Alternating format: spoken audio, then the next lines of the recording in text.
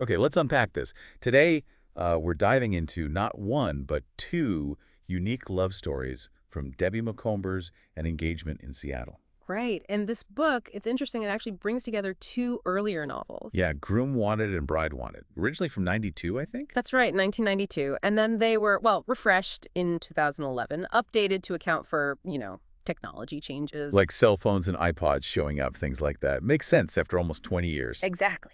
But the real heart of our deep dive today, and the author herself points this out, isn't just about standard marriages of convenience. It's more about marriages of inconvenience.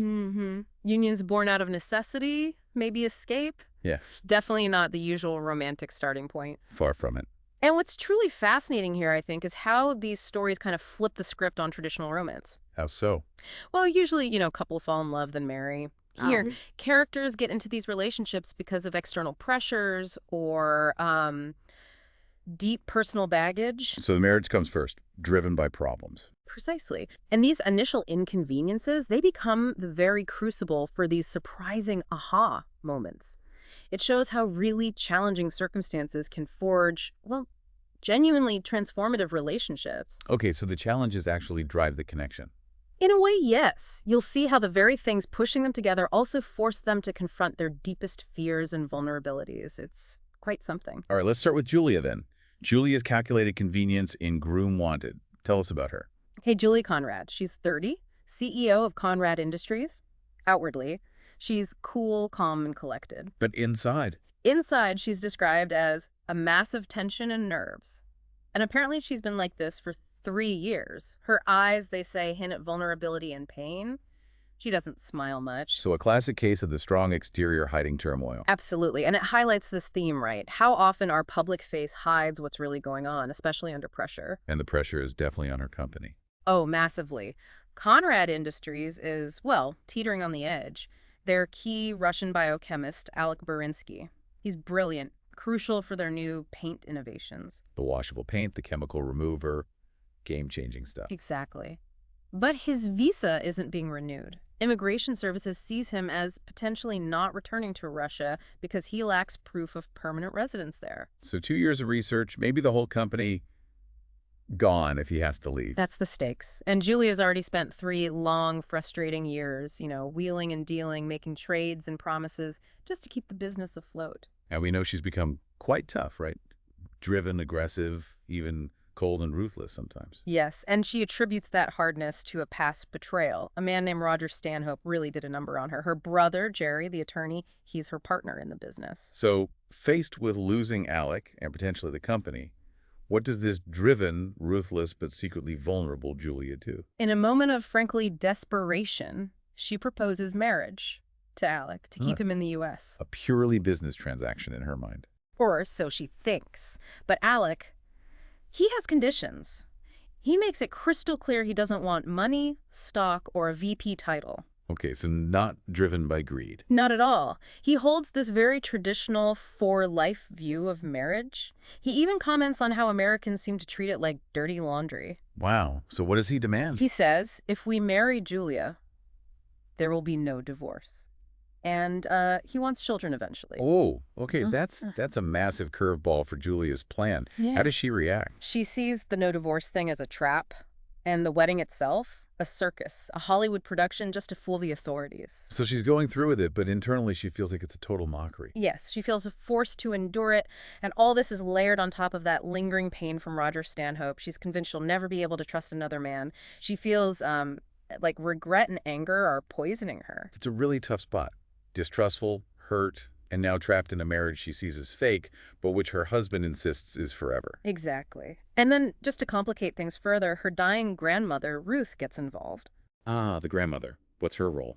Ruth desperately wants Julia to find real love, real happiness. She thinks Julia is imprisoned in pain. So she sees through the tough exterior, too. Oh, absolutely.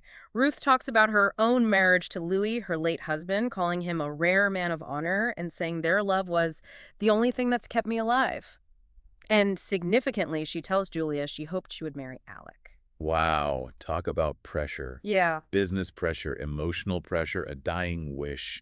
all converging on this one decision. It's intense. You've got the pragmatic need clashing with deep personal anxieties, and now this heartfelt plea from her grandmother. So you'd think Julie would just shut down emotionally, right? Go through the motions. But the immigration interview, something changes. It really does. They're in front of this sharp and unfriendly official, Patrick O'Dell, and Julia surprises even herself. She becomes animated and sincere. Really? Sincere, even though she felt it was a circus. Yes. Alek notices it too. He thinks she's his strongest asset in that moment. And this is the turning point, the unexpected shock for Julia. What does she realize? She realizes Alek isn't just important to the company. He's become important to her personally, maybe even more so. And the thought hits her. Heaven help her. She was falling in love with him, which was absolutely not part of the plan. Her plan was business, stabilize, maybe help his family then. Well, likely end it somehow, despite his condition. That's huge. And then her grandmother passes away. Right. And Alek provides this incredible comfort. He even speaks Russian to Ruth at the end, praises Julia's grandfather's honor. Julia finds real solace with him. It cements that shift. Things are getting real. That past trauma is still there, isn't it? Roger Stanhope. Always lurking.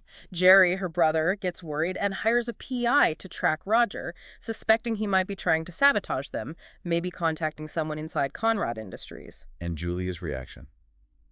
Given her trust issues. It's exactly what you'd fear. Her past completely blinds her. She immediately suspects Alek. No, even after realizing she loves him. Yes. She tells Jerry, Alek is as much a suspect as anyone else. And she forbids Jerry from talking to Alek about it, saying something like, I wouldn't trust my own mother after the lesson Roger taught me. Wow. That really shows how deep that wound is. It overrides everything, even her budding feelings. It absolutely does. It raises that question, how does past trauma just hijack logical thinking? The consequences here are immediate and painful. What happens? Roger feeds her a lie, claims Alek tried to sell secrets to a competitor, and Julia, she believes it. She tells Alek not to come to work. Oh, Julia. Alek is devastated by her lack of faith. He moves out, and he quits the company. He reminds her again about his views on divorce, the seriousness of their vows, and, well, in his hurt, he calls her a porcupine. Ouch.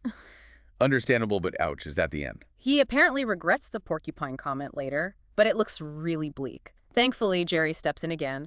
He pushes Julia to confront her doubts, maybe see what the PI really found. And the PI clarifies things. Yes.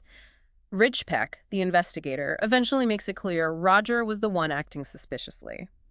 And he subtly implies Jerry hired him more out of concern for Julia around Alek, not because he actually suspected Alek himself. Ah, so Jerry was trying to protect her, maybe prove Alek was okay? Seems like it. So Julia and Alek finally talk properly. Alek admits something huge. He loved her when we got married. He says it just took him time to put everything together. Wow, so his feelings were real from the start, too. Apparently so. And Julia, weeping, finally confesses her love for him and apologizes profusely for distrusting him. And then there's one more revelation, isn't there, tied back to the grandmother? Yes, the final piece. Julia tells Alek she's pregnant, and she connects it right back to Ruth's dying words about children waiting to be born. That's quite the resolution. Full circle. It really is. They reconcile, they embrace this completely unexpected love that grew out of, well, inconvenience and crisis. And they know Roger's threat is over. He's finished in the business world. It's a hard-won happy ending. Okay, wow. That's quite a journey for Julie and Alek. Yeah. Now let's switch gears to Lesley and Bride Wanted. A different kind of inconvenience, maybe. Definitely different circumstances, but similar themes of past pain and unexpected paths. We meet Lesley Campbell. She's a teacher. And the story opens with her thinking about what should have been her wedding day the last Saturday in June. Ah, so heartbreak right from the start. Yes, symbolized by her unworn and neglected wedding dress. Her 5-year engagement to a guy named Tony ended very abruptly. What happened with Tony? He fell head over heels for the new first-grade teacher, April Packard, and married her a month later. And poor Lesley still has to see them both at work every day. Oh, that's brutal. Daily reminder. Brutal. And this recent heartbreak, it echoes a much deeper, older trauma. When she was 6, her father abandoned her and her mother, taking all their savings money they'd saved for a trip to Disneyland. Okay, so major abandonment issues twice over. Father, fiancé. Exactly. It's no wonder she's incredibly cynical. She admits she's sick of pretending it didn't hurt. She feels let down even by her friends, who seem to forget her canceled wedding date. Understandable. Yeah. How does this cynicism manifest? Well, she sees this billboard, a guy advertising for a wife. And she just scoffs, picturing him as old and ugly and desperate. She emphatically tells herself she'd never date someone like that. She knows she's jaded and emotionally crippled. She's very self-aware about her damage. Very. But then, fate, or maybe the author, intervenes. What happens? She's at the grocery store, gets mugged, and this man, Chase Goodman, jumps in and catches the thief. A real hero moment. And she's drawn to him? Instantly. Describes him as a tall, big, but gentle bear of a man, rugged, outdoorsy. There's an immediate connection. Okay, meet cute after a mugging. Interesting start. And she finds herself being incredibly open with him, like immediately blurting out the humiliating details of her broken engagement to this total stranger. It's unusual for her. That suggests a connection, maybe feeling safe with him despite everything. Right. And Chase tells her he's from Twin Creeks, Alaska. He paints this picture of peace and untouched beauty, a quiet life of reading, studying, writing. Sounds idyllic. Alaska. Okay, so romance is budding. Maybe this is her chance to heal. Well, here's where it gets really interesting, the twist. Uncle, what is it? Lesley sees Chase on the local news later, standing right under that very billboard she mocked earlier. No, he's the guy advertising for a wife. He's the guy, and Lesley feels completely mortified. Worse, she feels deceived. Oh, man. After opening up to him. Exactly. Her immediate reaction. Project all that past trauma straight onto him. He's just like her father, just like Tony. Her walls go straight back up. She vows, never again would she make herself vulnerable. Wow. So his heroic act, the connection they felt, all wiped out in an instant by this revelation hitting her deepest wounds. Pretty much. It's fascinating, isn't it, how quickly old patterns take over. But from Chase's perspective, remember, he put up that ad looking for something specific. What was he looking for? He told the news he wanted a woman with a generous heart, one with pluck and spirit, a woman with depth and sensitivity, basically. Someone like Lesley. He'd apparently already interviewed over 800 women and found most of them shallow. So he saw something real in Lesley, even before the billboard reveal messed things up. Does he try to fix it? He does. He shows incredible patience, actually. He finds her, apologizes for not telling her about the ad right away. His excuse, he got so caught up in being with you that I forgot. Plausible, maybe? Or convenient? Lesley probably wonders the same thing. But he persists. His kisses apparently still have an intense reaction on her. And then he does something quite thoughtful. What's that? He takes her on a trip, a kind of healing journey to Mount Rainier. He explains how his own mother used nature to help him and his sister heal after their father died. Trying to connect on that deeper level of loss and healing. Exactly. And it works to an extent. The experience brings Lesley spiritual wonder, a feeling of joy, a new connection with nature, even childish, uncomplicated fun. It cracks open that cynical shell a little. So, progress. Where does it lead? Right after this, Chase proposes marriage. Whoa. That's fast. After everything, how does she respond? She hesitates, naturally, says she's not in the market for a husband, still really unsure after men have done some real damage. But she agrees. She agrees to marry him like the following Wednesday. Yeah. Super quick. Why? What changed? The book suggests she sees it partly as an escape from Seattle, from the daily pain of seeing Tony and April, from the ghost of that life. It's another marriage of, well, convenience or maybe urgent escape. So less about deep love, more about getting away from pain. But there was that connection, that healing moment. It's complicated. There's definitely something growing between them. Their honeymoon in Victoria, BC is described as having this intense physical connection. Lesley starts to feel more. Okay, so maybe the escape plan is turning into something real, but they still have to actually get to Alaska, right? To Twin Creeks. Ah, yes.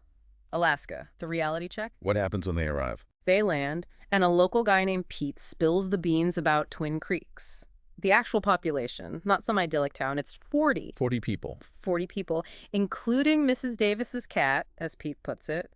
He calls it an isolated station town, no year-round road to Fairbanks. Lots talk about bears and needing caches, like storage sheds on stilts because of them. Wow. That's significantly different from the peaceful beauty Chase described. Yeah. He left out some key details. Yeah, pretty major details. What are the ethics there, right? Withholding that kind of information about where they'll live. How does Lesley react to this? Is this the final straw? Deception confirmed. You'd think so. She realizes Chase purposely withheld this information, but then she has this moment of reflection. She thinks she probably would marry him anyway. Really? even knowing it's this tiny, isolated place. Apparently, she starts seeing herself as a kind of modern-day Mercer bride, those women who came west to marry men they barely knew on the frontier. She's choosing the inconvenience, the harsh reality, maybe because the connection with Chase feels worth it despite the deception. That's a huge shift. Acceptance. But is it smooth sailing from there? You mentioned Tony earlier. Ah, Tony. The ghost from the past isn't quite done. He contacts Leslie's mother, June, and fills her head with doubts about Chase, about Alaska. Oh no, Mom gets involved. Yep. June travels all the way to Fairbanks, determined to check Chase out for herself. This must put a massive strain on Lesley and Chase. Huge. Chase finds Lesley in Fairbanks, and he's terrified she's leaving him, maybe going back to Tony or listening to her mother. They have this massive argument. Laying all the fears out. Pretty much all the miscommunications, the insecurities on both sides. Chase basically accuses her of still loving Tony. And does she? No, this is the breakthrough. Lesley emphatically denies it. She declares it's impossible for her to love Tony because she's crazy in love with Chase. Finally. She says it. She owns it. Loud and clear. And then, with her mother nearby, who presumably hears or understands what's happening, they make love. Where? In one of those outdoor caches. That's storage shed on stilts. Seriously. Okay, talk about symbolic. Right. It's like this ultimate act of choosing this life, this unconventional, inconvenient Alaskan future together, right there in the face of her past doubts and her mother's concerns. They commit, despite everything. So Lesley finds her happy ending too. Not just an escape, but real love and trust in this very unexpected, inconvenient place. Exactly. A completely different path, but a similar outcome. Overcoming the inconvenience leads to something deeper. So looking at both Julia and Lesley, what's the big takeaway here for you, for our listeners? What connects these two journeys? Well, if you connect it all, I mean, both women started in these marriages of inconvenience, didn't they? One was pure business survival. The other was a desperate escape from pain. Very transactional beginning. Definitely not love at first sight. Not even close. But in both stories, that initial setup, that inconvenience, it eventually gave way to real, profound emotional connection. They both had to work through so much cynicism, past betrayals, learning to trust again. Not just trusting the men, but trusting themselves, their own feelings. And the partners, Alek and Chase, they played a key role in that. Absolutely. They were patient, persistent, unwavering, really. Even when their motives were questioned or the circumstances were, well, less than ideal. It's like the inconvenience itself became the unexpected catalyst for the love story.